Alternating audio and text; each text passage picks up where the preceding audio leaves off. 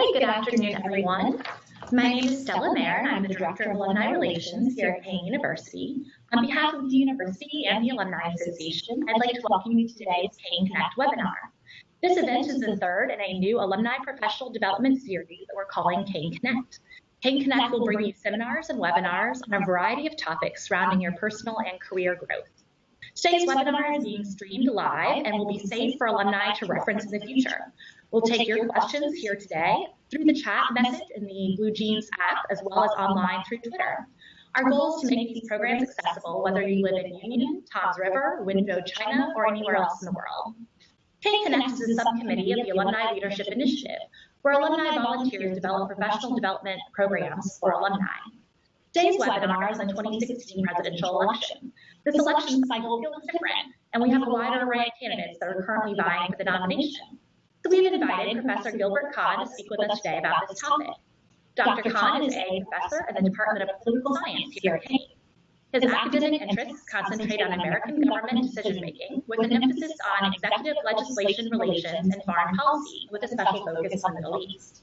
Dr. Kahn will share his thoughts with you for the first 15 to 20 minutes of our program, and then we have some slides prepared as well. Then we'll open it up for your questions. You can submit those at any time, again, using the chat box or by using Twitter with hashtag KeanConnect. When you submit a question, please send those over with your name, class year, and location. Now I'd like to turn it over to Dr. Kahn. Thank you very much. It's a pleasure to be here. It's a pleasure to be invited to come to this program and to be part of the Alumni Association's effort to reconnect with its students and to maintain with former students and maintain ongoing relationships. And if by chance any of my former students are here, it's good to be in touch with you once again, even though it's only electronically. I will try to cover a lot of material in the time that I have, and then we can branch off in all different directions as time permits. But I do have some observations and questions and issues that I'd like to raise with you. To begin with, as many of you know, last night's primary results probably brought to an end the primary phase of the 2016 election. With all intents and purposes, I think it's fair to suggest, and I'll discuss how and why later, both Donald Trump and Hillary Clinton appear to have, in fact, sewn up their respective party nominations. But for me, 2016 is really an unprecedented experience. It presents what I think are three specific phenomena that have occurred. First is, and this is a bit old hat since 2010 roughly, it's the unprecedented role of money in politics. A matter which I'm in fact not going to discuss directly, but I would like to presume that many of you are aware of. Since the Supreme Court decision in the Citizens United case, the amounts of money that now go into politics come to the billions. And it's really, from my perspective, certainly an obscene amount of money to be spent on politics. It's unprecedented. Nowhere in the world is that kind of money being spent on receiving a nomination and getting elected. And considering the nature of our society, the world, the problems we face, to have that much money being permitted to be allowed into politics, which the court has now sanctioned, is just, from my perspective, really unreasonable and absurd. That having been said, I'm not going to deal with it. I do want to deal with two other issues. And one is that this election has sort of highlighted the level of alienation among Americans and the extent to which both on the left and on the right, people are dissatisfied with American politics. They are not happy with the nature of the establishment. They're not happy with the kinds of people who are involved in politics, and they are basically making a statement about that. Again, we will discuss in a few minutes, but on both sides of the issue, people are reflecting a dissatisfaction with politics as usual. The thing that is disconcerting, which you will notice and I'll show later, is that people have reached opinions about their dissatisfaction and are not listening at all to any kind of argumentation. And that, I think, is distressing. That having been said, to me, the worst part of the entire process this year is the ugliness of American politics. No campaign, to my recollection, has ever reached the gutter level that it has reached this year. The nature of the way people talk to each other, the way candidates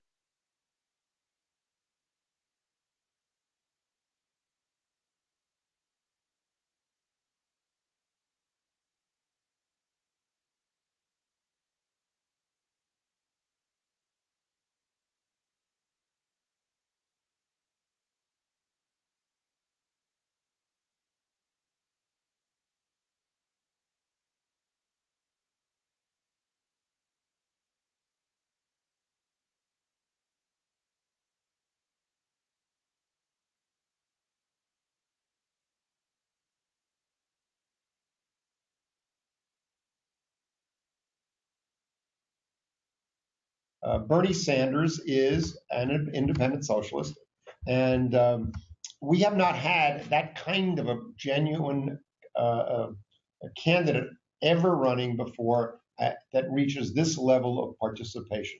He's not going to be nominated. He will not get the nomination, but he has made a huge impact on so many segments of the American people. And this is what is fascinating about this is that Sanders touches issues that concern many, many people, especially younger people under the age of 35. And he has reached them in a very critical manner. And that's fascinating. On the other side, what Donald Trump has represented to the many of the American voters is the fact that we have here a businessman, TV celebrity, who's actually running for president and who's now about on the verge of getting the nomination. That also is a tremendously shattering kind of phenomenon in American politics. That's not happened before either, and it shows the nature of politics today has dramatically changed, and it's changed in a way that I would suggest to you is not befitting the American political system, specifically because we are now looking at a celebrity with limited, if any, qualifications becoming the nominee for president. I would suggest to you that since the days of Andrew Jackson, which goes back, as you know, to the early part of the 19th century, we have not had politics level, and that is because specifically Donald Trump has injected a level of personal attack against his opponents within his own party and within the other party. It is a personal attack. It is the kind of material that comedians and that other people would and can and have used, and that programs on television have used, but never in American politics. And that is really remarkable. And what's remarkable as well is that it's sticking. People rising up against it, and saying, hold the phone here. This does not work. This is not what politics ought to be about. Rather, they're loving it. And what somebody said to me that I just heard very recently was that there's no he's Teflonless in the sense that nothing is sticking to what he says. He can say anything he wants. Now, what's fascinating is that he also has reached an enormous nerve in American politics. And I'll speak about that in 1 minute. And he has raised allowed people who for years have been angry to now identify with him directly. So what exactly is he? In the same way that we talked about Sanders, what and whom is he identifying with? He's identifying with what already in the last couple of decades of the 20th century, Archie Bunker represented. You recall, many of you, that Archie Bunker and his television program, the All in the Family, had the sense of Archie Bunker on the one side and his son-in-law, Rob Reiner, whom he called Meathead, on the other side, going back and forth in debates about political issues. Well, what happens is that Donald Trump has brought out all the issues that Archie Bunker identified with. And the people are saying, finally, somebody is speaking in the political world the way I believe. That's what Bunker would have said, and that's what Donald Trump is saying. And the public is rallied around that within the Republican Party. It's not the ideological side of the party. It is just the grassroots of American Republicans who are feeling this is a man who's speaking their language. That's one dimension. The other dimension is that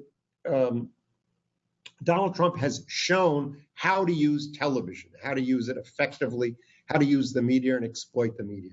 Now, this began in the 90s already. Bill Clinton went on television and played the saxophone. Clinton already went on MTV. Saturday Night Live began to politicize. Now, we've always had, especially, and this is true even more so in Europe, we always had this idea that the satirizing political leadership is acceptable and desirable. What is fascinating is that this is now mainstream. It is acceptable. And we now have the candidates directly focused on that. Now, let's talk a little bit about the parties themselves. I want to at least talk about what has happened. You have, historically in America, you have Democrats and Republican parties, both of which straddle the center of politics, a little to the left, a little to the right. What happened in aberrative elections, for example, when Barry Goldwater ran in 1964, when George McGovern ran, the fact was you had extreme candidates on the Democratic Party or the Republican Party, both of whom could not sustain an election because they were too extreme. Now, out of that, historically, what happened is that American politics became more liberal and conservative. And that's really what happened in the latter part of the 20th century. Actually begins with Ronald Reagan, but goes on right through the latter part of the 20th century until today, where you have, in fact, conservatives and liberals articulating their positions and looking at their positions as that developed as well. So you have candidates and parties becoming ideological, which never happened in American politics before. Now, that having been said, we now know that we have a Democrat who is left of center, but not as far as Bernie Sanders. Hillary Clinton, in large extent, represents more traditional left or liberal. Donald Trump, who is clearly conservative, but very much a mixed bag. And it's very interesting because he threatens that clear conservative direction that the Republican Party has been taking for so long. So now one more general comment about the primaries, and then we'll talk about what's going to happen in the future. In the primaries themselves, what you saw, and this is very important to understand, among both Clinton supporters and Trump supporters, they did well among affiliated activist party people, whether it's Republicans or Democrats. And therefore, a lot of the data that has come out where people assert, well, they're winning 60% or 70% or 55%, they're winning among identified Republicans or Democrats within their own party. They do not represent the whole body politic. And therefore, they're doing well among the faithful, but not among the body politic. And much will remain to be seen how they take that campaign and transport it into the general election, which is what I want to talk to about briefly in the time remaining. Because getting nominated is not getting elected. And the question is both strategically, what do you do to get elected? And what is the style and nature of the campaign? What I am troubled by, to be quite fair, is that it could be as ugly in the general election, specifically if Donald Trump takes this style into the general election as it has been until now. And that scares me because it is degenerating into a very, very un-American and untraditional. And I fear that it's not in the best of American tradition. That doesn't mean he doesn't get elected. It means that, to me, what has happened to American politics is very sad. And what concerns me in the future is, how do you take that style, that personality, and transpose it into getting anything done in America, both within the Congress and, of course, internationally? In fact, internationally, it's even more scary. So how do they go about getting elected? So it seems to me that if you look at the states and if you look at the general election, and specifically if you look at the nature of the Electoral College, what you have is the effort to try to get elected. What does that entail? It entails, in both cases, trying to put together 270 electoral votes from the states where on November the 8th.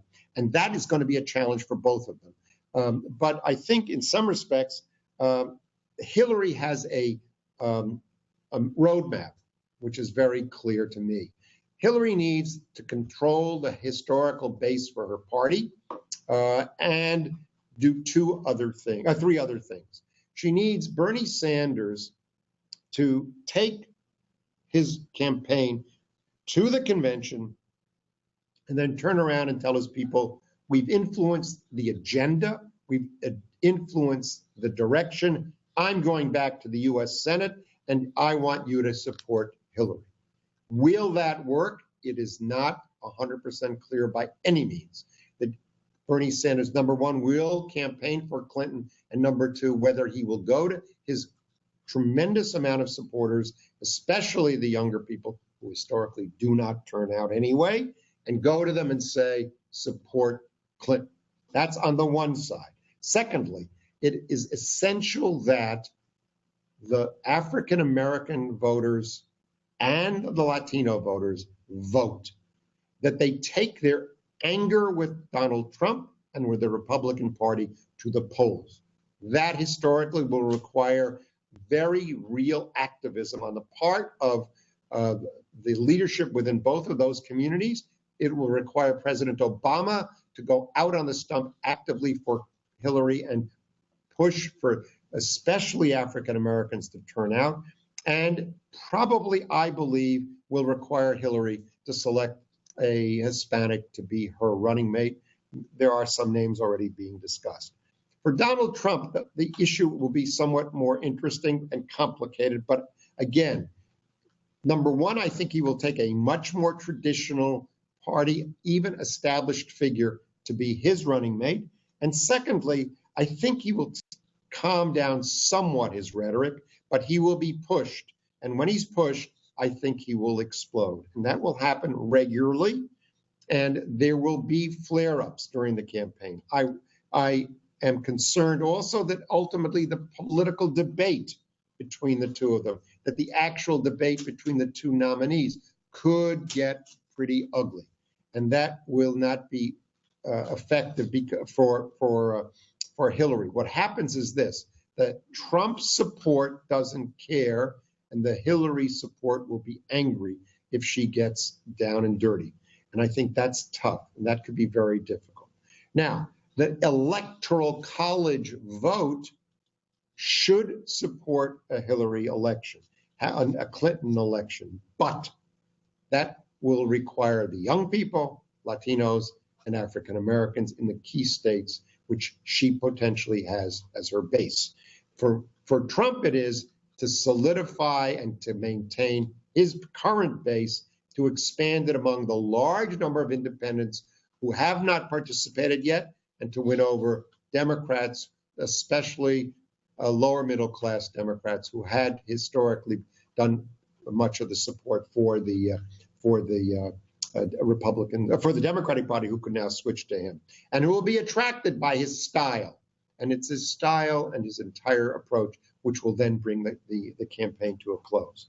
Let me now let the listeners and the viewers go at it, and we'll see what we can do about trying to answer some of the questions. I, of course, could go on for another hour, but we don't have that time. No.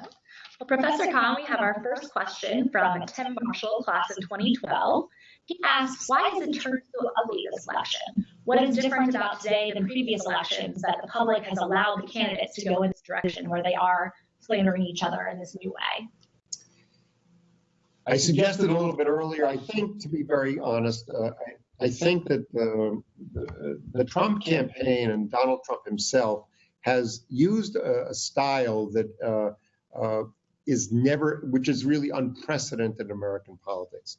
But what's interesting is that what he found is that he struck a nerve, and the American people liked it. And what it manifests itself, for example, in some of the debates, when the audiences weren't listening to answers, They just were cheering one way when he said whatever he said. They loved it. So it fed on itself, and it became more and more pervasive. When Marco Rubio attempted to jump after him, and even when Chris Christie went after Marco Rubio in the debates, people loved that kind of style.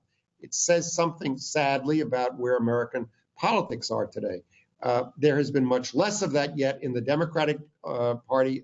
In fact, it's been absent. There have been sort of classic kinds of attacks on each other on policy between Bernie and Hillary, but to a large extent, it's not gotten into the gutter. What will happen up ahead? I'm not very sanguine that it's going to be nice.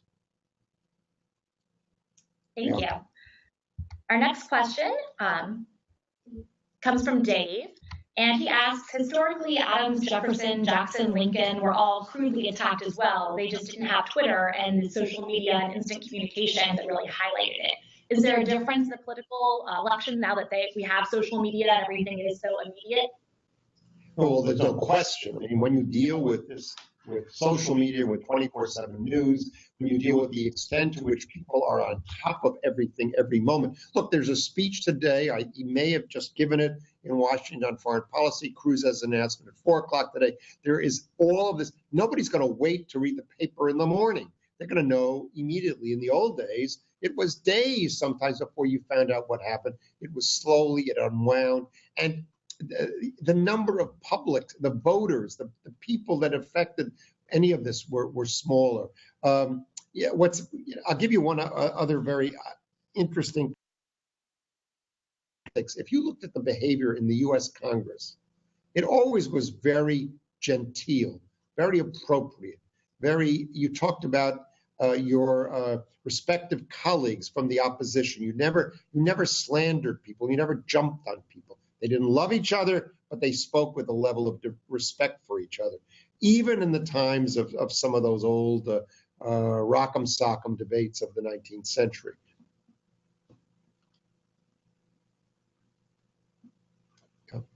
Next. Yep. Thank you for that. So you mentioned at the beginning of the talk that last night's primaries pretty much wrapped it up for Hillary Clinton and Donald Trump. There's been talk about Kasich and Cruz trying to combine their delegates to the convention. Do you see anything happening at the Republican convention to keep Trump from being the nominee that we should be prepared for? Or is it, like you said, pretty much locked in at this point?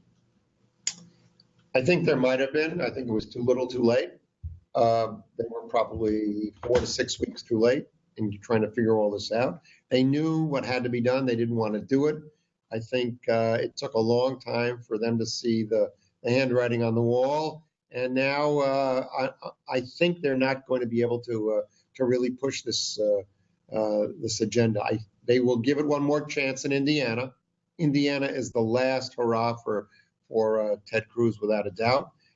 If by chance, if Indiana, which is winner take all, goes to Cruz, there might still be a window in which he can begin to work towards stopping the inevitable. Look, I think there was a time people were very concerned about what could go on in Cleveland. There will be fights at the convention in the platform committee. There will be fights about seating delegates. By the way, the same thing will occur in Philadelphia at the Democratic National Committee, at the National Democratic Convention.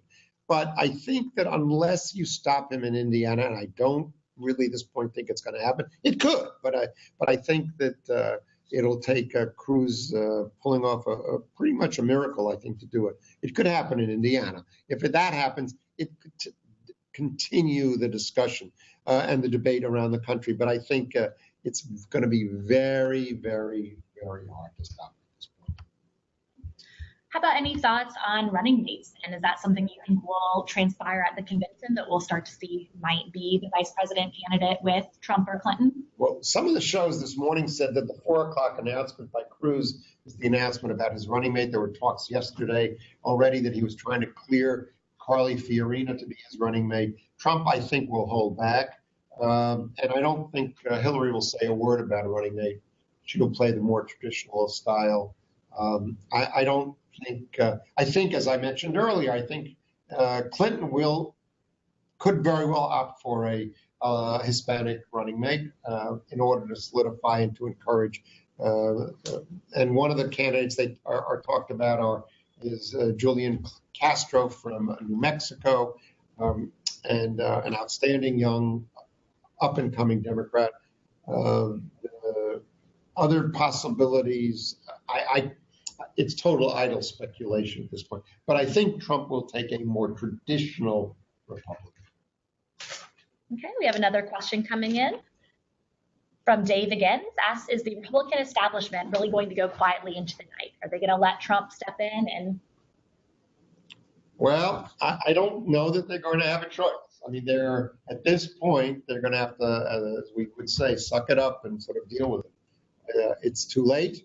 And if they had wanted to stop Trump, they had all of the possible candidates that they had have sort of fallen by the wayside and couldn't stand up. And it remains to be seen, but I don't see a scenario any longer that could happen. I would have thought that, I think everyone sort of assumed that Jeb Bush was a shoo-in. Certainly spent a lot of money, and it didn't work. There's not a reason to assume that it's going to be, that they're going to be able to come up with anything at this point. It's just too late. That looks like all the questions that we have from the audience this time. We've got another minute or two if you'd like to wrap things up and give us any summary of your take on the elections. Well, the only thing I would add, which we talked about briefly earlier, has to do with electoral college prognostication. And here, you have to remember something very clearly, that the numbers now are such that you need 270 votes in the electoral college to win. And you have states like California, New York, Illinois, and Pennsylvania, which together, those represent already 120, just 4 states, a little over 120. I think I have that right, more or less, maybe 130 of the 270. And then you go out and take some of the other states that they're likely to go Democratic. There was a discussion that I read just today that argued that the Democrats have 217 electoral votes, Republicans have 191, without dealing with the so-called toss-up states. And of the toss-up states, we speak generally about places like North Carolina, Virginia, Florida, Ohio, and they are indeed toss-up states. And a lot will depend on how the campaign plays in those states. Much of the rest of the country is pretty much predetermined how they're going to go. And New Jersey, for example, also is pretty much predetermined, despite what the current governor would like. And I think that the nature of the electoral college system is such that Trump will have to do very well in the toss-up states, some more seriously than others. And there are some other states that could still go Democratic. Colorado, for example, even Nevada are marginal states or toss-up states that could go Democratic. There's a possibility you could get some push elsewhere as well. Georgia might be in play at some point if it opens up a little more. But at this point, the current number, 217, 191, with the balance in toss-ups, this seems to be the number that people are talking about. Well, Dr. Kahn, thank you so much for joining us today. It was a real pleasure hearing from you. You're obviously an expert on this topic, and we're glad that we can bring you out to our alumni worldwide. For those of you who tuned in, thank you for joining us today. We will be sending you a brief survey and would love to hear your feedback since this was our first webinar in the Kean Connect series. Please suggest topics that you'd like to hear in the future, and we will continue to work to bring you our expert faculty and alumni. Thank you all, and have a great afternoon. Thank you very much.